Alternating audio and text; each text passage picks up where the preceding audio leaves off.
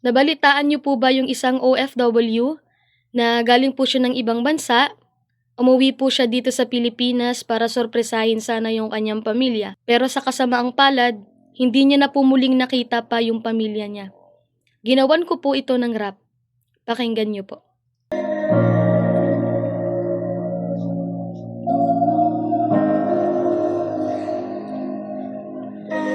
Bilisan mo ang Pilipinas, hindi dahil para tumakas. Lahat ng lakas ay inipon, bumangon ka nga ng matikas. Pinatibay mo ang sarili upang makaahon lang sa hirap. Di nag-atubili na kamitin ang pangarap.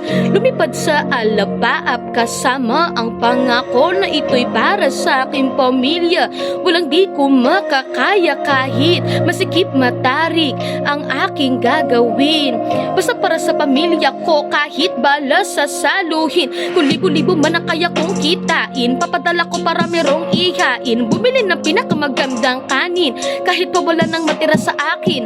Ganito ako katapang, pinipilit kalabanin ang alakdang. Tumutugi sa akin pangungulila kahit patapak ang talim ng kalawang. Tinitiis kahit pawis na pawis ako ay naiinis dahil kayo'y namimiss. Kahit sakin ang patis basta't sa inyo tamis. Kahit sakin ang galis basta't kayo makinis. Ako may nagpis, gusto ko nang umalis, pero hintayin ko muna panahong tubo ng mais. Malapit na akong umuwi, makasama kayong muli. Inipon kong mga pasalubong kahit nakaunti. Ako ba'y nakangiti, inipaki pampaputi. Mga tsokolating pinaghati galing sa aking sukli. Ako nga ay gumayak, patagumpay ang mga binalak. Aking pasaporte ay nagkatatak.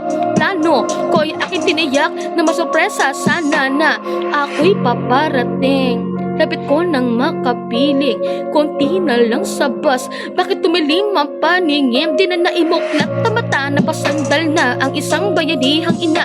Konti na lang sana, malapit na makapiling ang pamilya. Bakit ganito? Napakasakit, napagod na at pumikit. Di mo talaga alam mo pwede na mangyari sa atin kahit na yung matamis, sinagiging mapait.